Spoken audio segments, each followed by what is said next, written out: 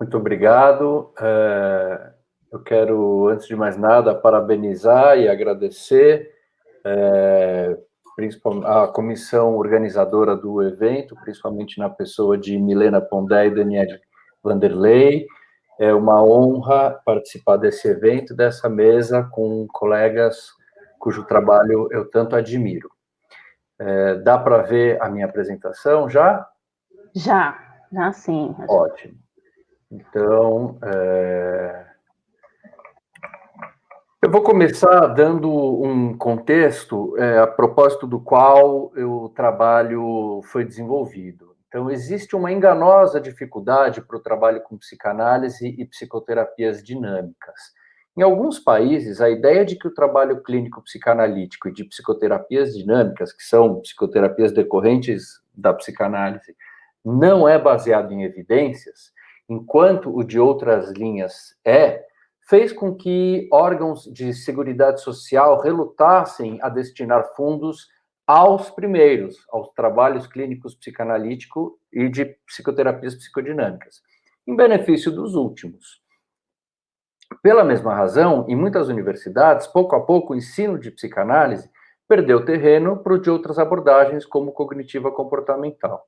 O mesmo ocorreu com indicação de pacientes feitas por psiquiatras e outros médicos em geral.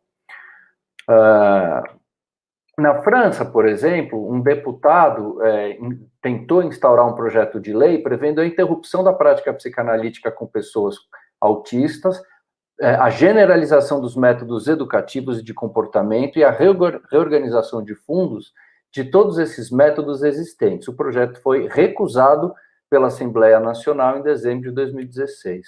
No Brasil, a Secretaria de Saúde do Estado de São Paulo convocou para credenciamento instituições especializadas na atenção a pacientes com TEA, sendo que os psicólogos deveriam ter experiência na terapia cognitivo-comportamental.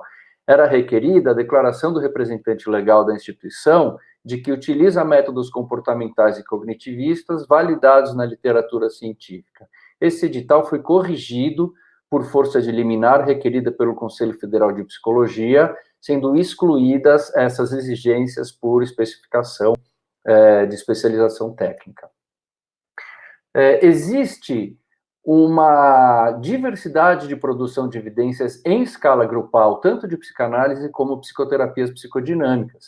Embora mais tardiamente, passou a existir uma abundante produção de evidências realizadas a partir de métodos que fazem comparação entre grupos, avaliação às cegas por meio de instrumentos padronizados, aleatorização do sujeito, tratamento estatístico de dados, como a Leda acabou de apresentar, além de estudos com neuroimagem. Agora, eu vou apresentar para vocês uma série de slides. Tudo que eu vou apresentar está publicado. Quem tiver interesse, eu disponibilizo a apresentação.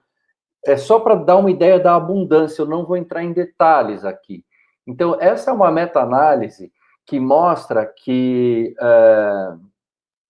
estudos de psicoterapia dinâmica têm um efeito significativo na redução de sintomas somáticos e psicológicos, aumentando a adesão ao tratamento, a ocupação funcional e a diminuição do uso de serviços de saúde por parte dos pacientes. Aqui a gente tem uma coluna com a psicoterapia psicodinâmica, tendo um percentual maior, e CBT, que é Cognitive Behavioral Therapy, foi um estudo de comparação, cujos resultados foram percentualmente menores. Esse é outro artigo que menciona que meta-análises de ensaios clínicos feitos com medicamentos e com terapia cognitivo-comportamental e psicoterapias podem ter os seguintes destaques. Os trabalhos com psicoterapia psicodinâmica são tão rigorosos na fundamentação metodológica quanto os feitos com terapia cognitivo-comportamental. Muitos resultados de psicoterapia psicodinâmica apresentaram efeitos de maior magnitude do que os realizados com TCC.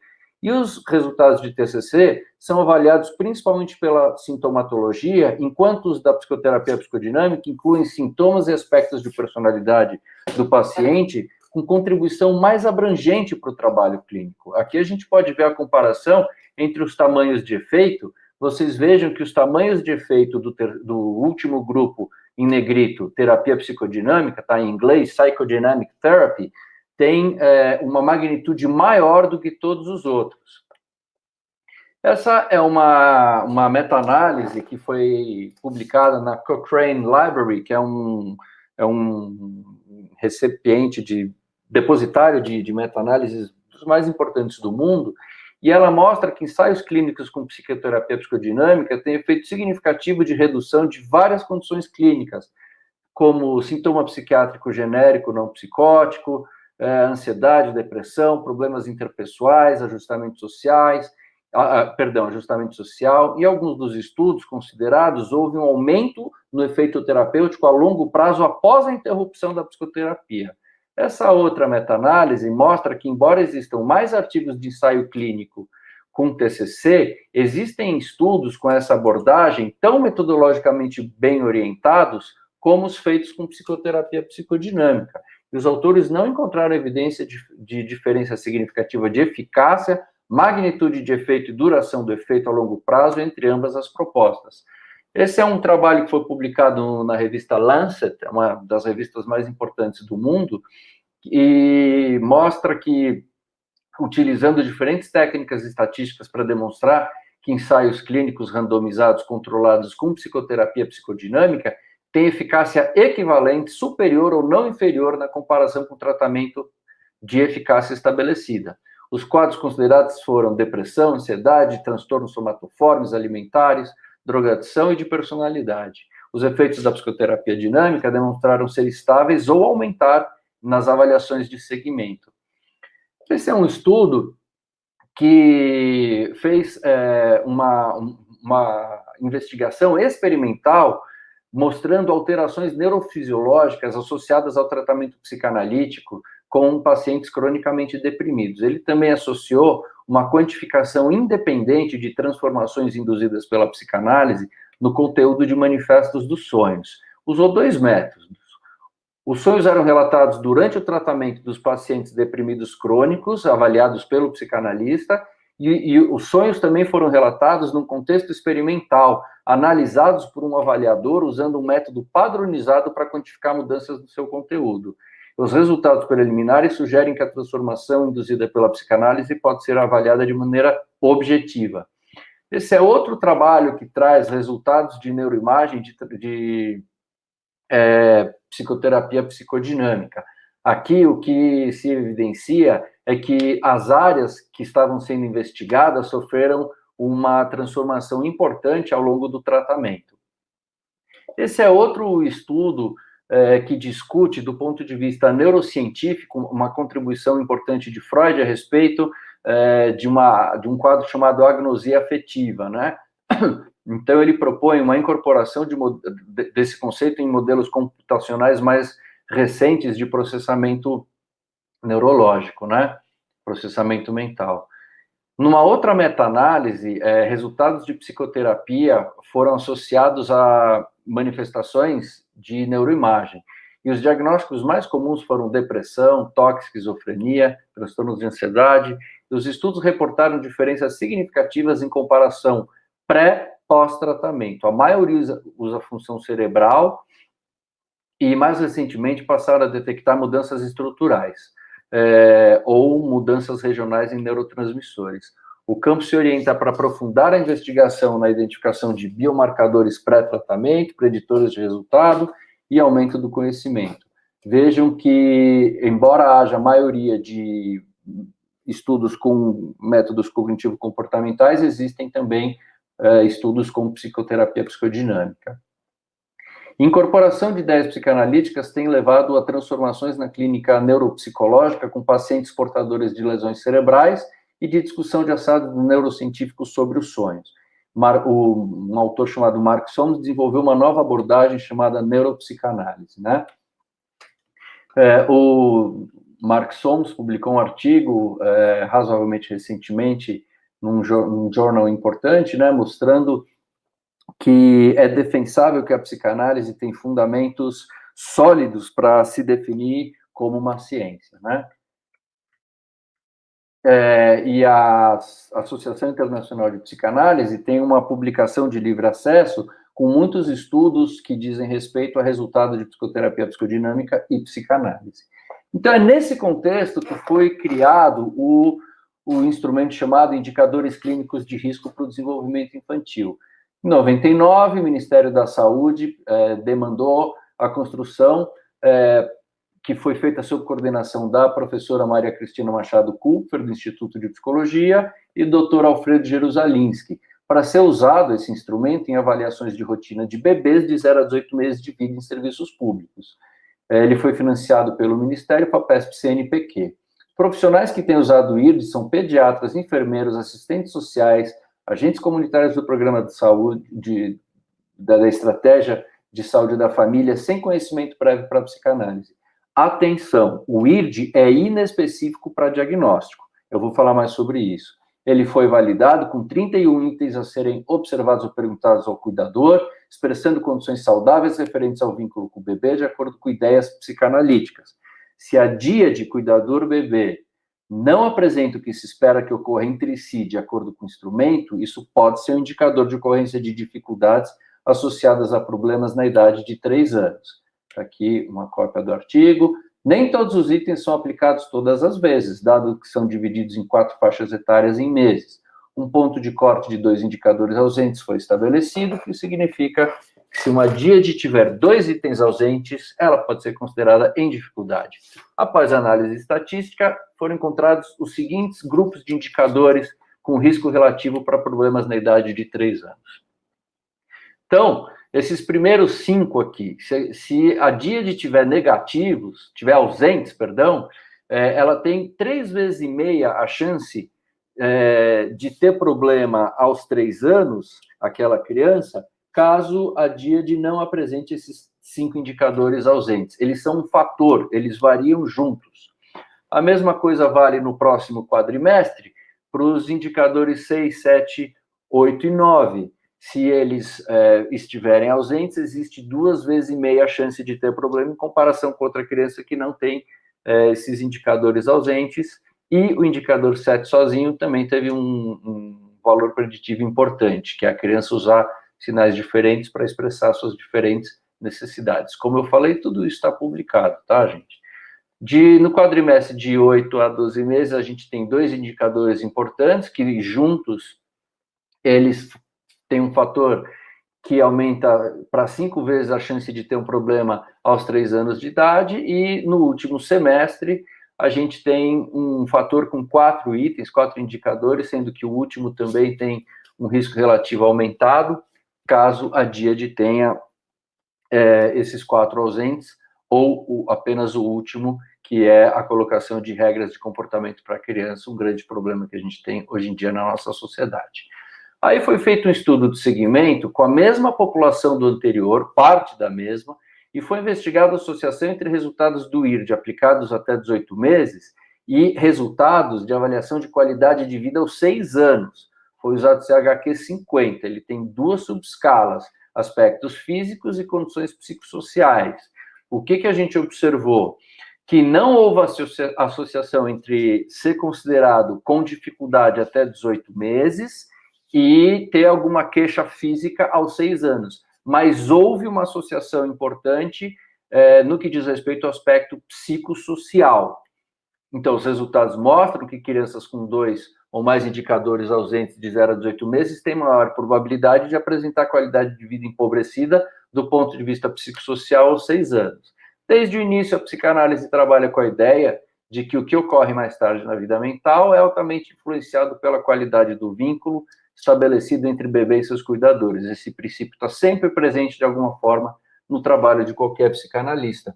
O contexto que levou a tal noção e a sustenta sempre foi o setting clínico, com adultos no começo, crianças e bebês posteriormente. Os resultados dos 2 estudos acima mencionados são exemplos da generalização e expansão para a escala grupal de ideias psicanalíticas relacionadas a influências posteriores da qualidade do vínculo estabelecido entre bebês e seus cuidadores. Num estudo posterior conduzido em parceria entre USP, Universidade de Pisa e Paris 6, itens do IRD foram aplicados às cegas a um banco de dados contendo vídeos caseiros de bebês de até 18 meses. Esses vídeos estavam divididos em 3 grupos de acordo com o diagnóstico recebido pela criança aos 4 anos: autismo, retardo mental sem autismo e desenvolvimento típico. Alguns itens tiveram capacidade significativa de discriminar autismo das outras duas condições. Então, esses foram os itens que tiveram valor estatístico de discriminação. Existe troca de olhar entre mãe e bebê, a criança reage quando a mãe ou outra pessoa se dirige a ela, a criança demonstra gostar ou não de alguma coisa, a mãe começa a pedir à criança que nomeie o que deseja, não se contentando apenas com gestos. Novamente, aquele indicador, os pais colocam pequenas regras de comportamento. Em outro estudo, então veja, agora a gente está falando mais especificamente de autismo. Outro estudo avaliou bebês com um instrumento de rastreamento, que é o MChat, que a gente já teve aqui a apresentação hoje, e os dois grupos foram formados, um com bebês que apresentavam sinais associados ao autismo e outros com bebês sem tais sinais. Os bebês dos dois grupos foram avaliados sem conhecimento prévio dos sinais associados ao autismo, portanto, às cegas, com o IRD, está aqui a foto do artigo. Resultados evidenciaram que todos os bebês com até 2 itens ausentes do IRD foram considerados livres de sinais associados ao autismo, segundo o MChat. Todos os bebês que tiveram 8 ou mais itens do IRD ausentes tinham sinais associados ao autismo, segundo o MChat. Bebês que tiveram maiores quantidades de sinais associados ao autismo, segundo o MChat, foram os que tiveram maior número de indicadores do IRD ausente. Isso é uma representação gráfica do que eu acabei de falar, essa é outra. Quanto maior é a chance de um bebê estar num desenvolvimento autístico, mais intenso é seu sofrimento psíquico em termos psicanalíticos. Aliados aos resultados da pesquisa com vídeos caseiros anteriormente apresentados, temos evidências de que a psicanálise, como um saber devotado ao fenômeno psíquico, tem uma importante contribuição em escala grupal para a compreensão do fenômeno do autismo e sua ocorrência em bebês. Isso é fundamental na detecção de sinais iniciais e na intervenção que visa reduzir efeitos do autismo sobre o desenvolvimento. Aqui eu apresento um outro estudo, um estudo que foi financiado pela Associação Internacional de Psicanálise e pela FAPESP, que foi intitulado Vulnerabilidade de Pais e Irmãos de Crianças com Transtorno do Espectro do Autismo, Caracterização do Vínculo, Avaliação de um Modelo Piloto de Intervenção. Teve 2 etapas. Foi um estudo com desenho caso-controle, com dias de mães e bebês, em que um irmão mais velho tem autismo, portanto é considerado alto risco para problemas de desenvolvimento ou psiquiátrico. E um grupo de controle, em que as dias de mães e bebês tinham um irmão mais velho sem autismo. Aí essas dias, todas elas de 2 a 26 meses, os bebês foram avaliados quanto a sinais iniciais de dificuldade de desenvolvimento e comportamento de retraimento. As mães também foram avaliadas para determinar níveis de depressão, estresse e ansiedade e apoio social. Além disso, a qualidade das interações mãe-bebê foi avaliada também, cópia do artigo. Aqui é um grande resultado dos resultados comparativos das díades. À esquerda a gente tem case, que são as díades parentes de uma criança mais velha com autismo, e à direita a gente tem contrast, que são as díades cuja o irmãozinho, criança mais velha, não tinha autismo. Então, um desenvolvimento típico. A gente vê lá embaixo, né? Vocês vão ver que todos esses indicadores são mais favoráveis para o lado das díades cujo irmão mais velho não tem autismo. E o mesmo vale para os indicadores clínicos de risco para o desenvolvimento infantil. Essa é uma expressão textual do que eu acabei de demonstrar. Nas díades com bebês até 12 meses, os irmãos de crianças com autismo tiveram médias maiores de retraimento, maior prevalência de sinais de dificuldade de desenvolvimento quando comparados com os bebezinhos cujos irmãos não têm autismo. As mães das famílias com bebês com autismo tiveram média maior de humor depressivo quando comparadas com mães de bebês sem autismo. Díades de famílias de bebê com autismo apresentaram médias maiores de constrição quando comparadas com bebês sem autismo. Aqui é uma comparação do grupo de 12 a 26 meses. Os resultados também tendem a ser melhor para o grupo cujo irmão mais velho não tem autismo. Aqui as mães das crianças com autismo apresentaram médias maiores de intrusividade quando comparadas com as de crianças sem autismo.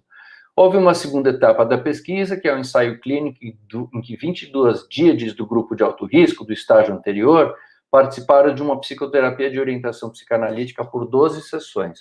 Os resultados foram comparados com de outras díades do mesmo grupo de alto risco, que não receberam intervenção. Aí, então, elas foram avaliadas antes e depois da intervenção para as mesmas dimensões da fase anterior.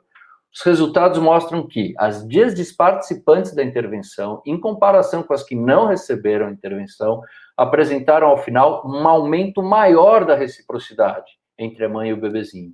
As mães das desatendidas apresentaram, ao final, redução 2 vezes maior da média de intrusividade, uma maior redução da média de interações conduzidas única e exclusivamente pela mãe, e um maior aumento da sensibilidade materna. Ao final, os bebês atendidos apresentaram maior aumento em seu envolvimento e sua cooperação.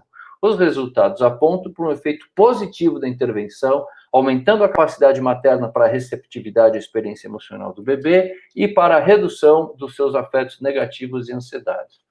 Aqui foi constituída uma versão para aplicação retrospectiva do IRD, que passou a se chamar IRD Questionário. Foi um trabalho desenvolvido a partir do doutorado da Fernanda Prada Machado, sob orientação da professora Maria Cláudia Cunha, no programa de estudos pós-graduados em fonoaudiologia da PUC de São Paulo. Esse é a cópia do artigo de adaptação do instrumento, né? E como conclusão, foi possível verificar que os itens do questionário recobrem os principais sinais de risco para transtorno do espectro do autismo apontados na literatura. Além disso, as respostas dos pais assinalaram que houve diferenças entre os grupos estudados. Esse é apenas um exemplo. Então, o que elas fizeram? Elas decompuseram as respostas para cada item em frequência, que vai de sempre, passando por muitas vezes, às vezes, raramente, nunca ou não lembro. Então, aqui eu estou ampliando um pequeno exemplo. A pergunta: havia trocas de olhares entre a criança e a mãe? Vocês podem ver aqui quais são as respostas possíveis realizadas pelos pais. É um instrumento esse formato foi feito para ser aplicado para além dos 18 meses em que o IRD é utilizado. Aí foi atribuída uma numeração a partir de um tratamento estatístico em que se estabeleceu o ponto de corte para risco psíquico de 32,5 pontos, abaixo desse valor é considerado ausência de risco, né?